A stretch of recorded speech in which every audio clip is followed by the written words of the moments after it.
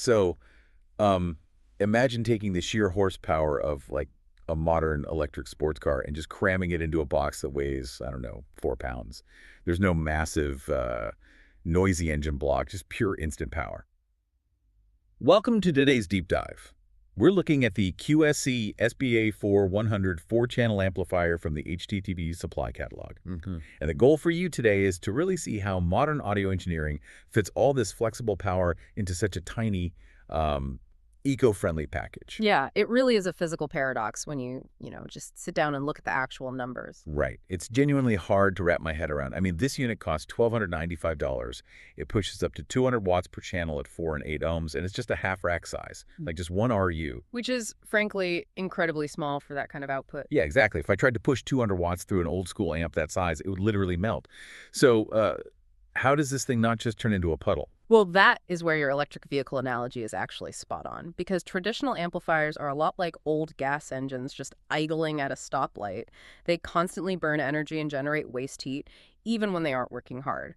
But this amp uses a really advanced Class D design. Okay, wait, let's unpack that a bit. What exactly makes Class D so different here?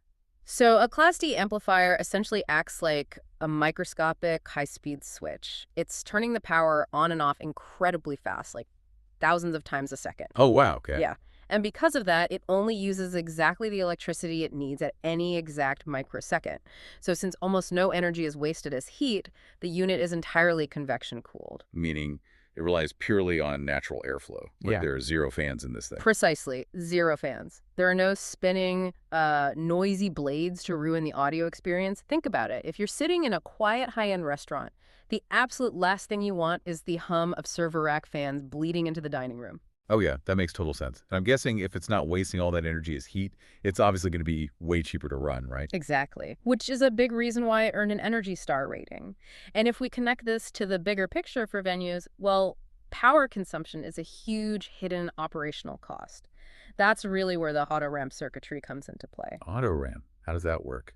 Basically, if no audio signal passes through the amp for 25 minutes, it seamlessly puts itself to sleep. Oh, that is smart.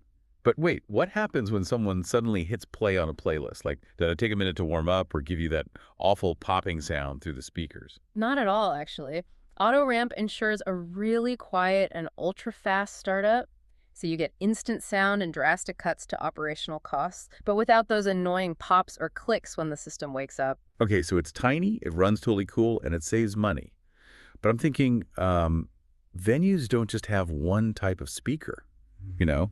Like a massive sports bar using those HDTVSupply Wolfpack matrix switchers might have tiny ceiling speakers in the bathroom and then huge monitors out on the patio. Can a single tiny amp actually drive completely different setups like that? It absolutely can, and that is thanks to its bridging capabilities. Okay, see, I hear bridging and I immediately think of like messy wiring and complicated hacks. I mean, the specs say it can bridge outputs to deliver up to 400 watts or 175 watts into 70-volt or 100-volt loads.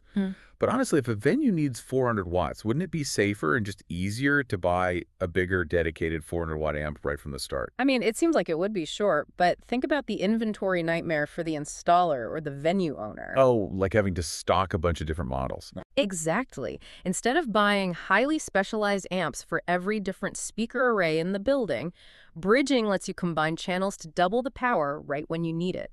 And those 70-volt or 100-volt loads you mentioned earlier, that is what we call high Z, or high impedance. Right, okay. And that's used for what exactly? So high Z allows you to daisy chain dozens of speakers safely across really long distances, like picture a massive hotel hallway. You can run that entire line without losing signal or blowing out the amp. Ah, I see. And then low Z would be your standard high-quality local speakers, right? Like the 4 and 8 ohm ones we mentioned at the top. You got it. Bridging basically gives you high Z or low Z flexibility from one single device, so you only need to stock and install this one type of unobtrusive black box. It even comes with these clever joining brackets, so you can mount it hidden under a table or flat on a wall, just completely out of sight. Okay, so what does this all mean for you listening? It really means the QSC SPA4-100 is essentially the ultimate chameleon amp. I mean, it's silent, it's green, and it adapts to whatever bizarre wiring or complex zones a venue throws at it. Yeah. It honestly makes total sense why it's a featured product backed by HDTV Supply's 25-year history and their 4.7-star customer satisfaction rating. It really is. It's just a masterclass in applying efficient engineering to solve real-world commercial headaches. Which brings us right back to the beginning, doesn't it? We are getting this ridiculous performance without the heavy machinery of the past. So I want to leave you with a final thought to ponder today. If amplifiers are getting this incredibly small, smart, and energy efficient, what does the future of commercial and home venue design actually look like when our audio equipment essentially becomes completely invisible?